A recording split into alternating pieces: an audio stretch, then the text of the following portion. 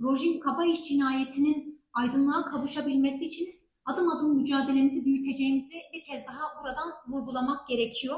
Çünkü artık iktidarın temel politikası haline geldi kadın kırım politikaları. Bir taraftan aile yılı olarak ilan ediyorlar ama diğer taraftan paralel bir şekilde çok derin bir kadın kırım politikası da bilinçli olarak işletiliyor. Buna bağlı olarak kadınlar kaybediliyor, yani katlediliyor, kaybettiriliyor ve intihara da bir sürükleniyor. Ve bizim de en temel görevimiz bu meselelerin üstüne gitmek ve bu tür sorunlar da en temelde yerel yönetimler alanıyla çözülür. Maalesef burada halkın iradesi gasp edildiği için ve kadın kurumlarının birebir hedef haline gelmesiyle birlikte giderek kadınların kaybettirilmesi, kadınların katledilmesinin daha da derinleştiğini görebiliyoruz. Geçtiğimiz ay Edremit'te Kadın Yaşam Merkezimiz kayyımın imzasıyla kapatıldı. Elbette ki eş başkanımız ifade etti, biz bunların alternatiflerini geliştiriyoruz, hayata geçiriyoruz. Bütün mücadelemizi bu yönlü de yürütmeye devam edeceğiz. Ancak sizler de biliyorsunuz, kadınların kurumları, kadınların büyük bir emekle açmış olduğu kurumlar şu an kayyımların hedefinde ve kadınların katledilmesi bilinçli bir politika olarak yürütülmeye elbette ki iktidarın aklı gereği devam da ediyor. Biz bir an önce bu politikalardan vazgeçilmesi gerektiğini, buna dair caydırıcı yasaların, tedbirlerin alınması gerektiğini bu zeminde bir kez daha ifade etmiş olalım. Yani arkadaşlarımız da, eş başkanımız çok detaylı bir şekilde açtığı için ben biraz böyle kısa keseceğim. Ama şunu net ifade etmek gerekir arkadaşlar. Çok tarihi bir süreçten geçiyoruz. Elbette ki daha fazla mücadele gerektiren bir süreç. Ancak en yakın zamanda, hep söylüyoruz, bir daha söyleyelim, en yakın zamanda bütün kurumlarımızı, şu an kayyım gaspı altında olan bütün kurumlarımızın bir an önce teslim edilmesi gerektiğini bir kez daha vurgulamış olalım. Biz inanıyoruz, bizim mücadelemiz muhakkak başarıya ulaşacak. Muhakkak kazanan Kürt halkı olacak. Demokrasi, eşitlik, adalet için mücadele eden halklar olacak, kadınlar olacak, gençler olacak ve en nihayetinde burada çözümde halkın iradesiyle gelişmiş olacak. Ben de tekrardan Büyükşehir...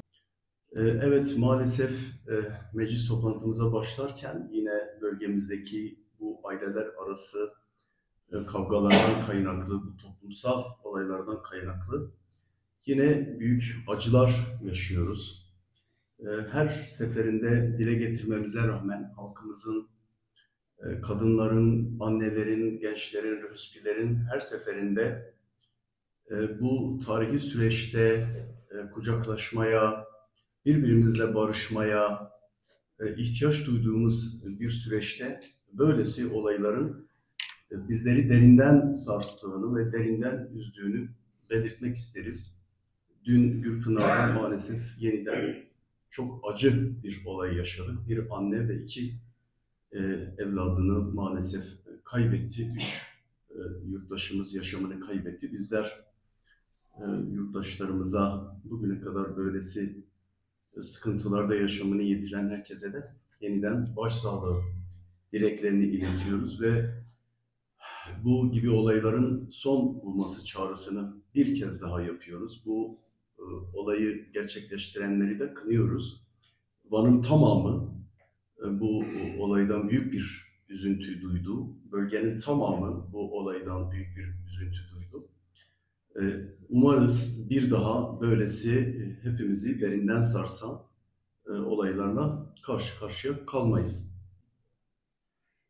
223 tane emekçi alın teriyle bütün hukuki, adaletli süreçleri şeffaf bir şekilde yürütülen ve hiçbirinin sabıkası, sicili olmayan, sicili tertemiz olan 223 gerçek emekçinin ekmeğiyle oynamaları yetmezmiş gibi yeniden belediyedeki çalışan Vanlı insanları mobbing uygulamaya, onların kadrolarını baskıyla, tehditle değiştirme pratiklerini de genel sekreter sürdürüyor. Gençleri mağdur eden bu anlayışa karşı gençlerin sahipsiz olmadığını, bir partilerinin olduğunu, bir iradelerinin olduğunu, bir halkın olduğunu yeniden herkese gösterecek, hem Van genelindeki tüm hayırsever, yardım etmek isteyen Vanlı hemşehrilerimiz hem Türkiye hem dünya genelindeki bütün Vanlılara, barışsever, demokrat insanlara çağrı yaparak bu gençlere bir eğitim desteği kampanyası başlatacağımızı da buradan bildirmek istiyoruz. Bu yönlü çalışmalarımız bundan sonra da devam edecek.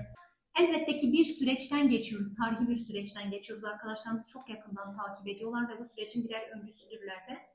Dolayısıyla bu sürecin barış sürecine evrilmesi için elbette ki atılması gereken adımların neler olduğunu herkes çok iyi biliyor. Dolayısıyla bu sürecin barış sürecine dönüşebilmesi için başta zindanların kapılarının açılması gerekiyor ve halkın iradesine saygı duyulması gerekiyor.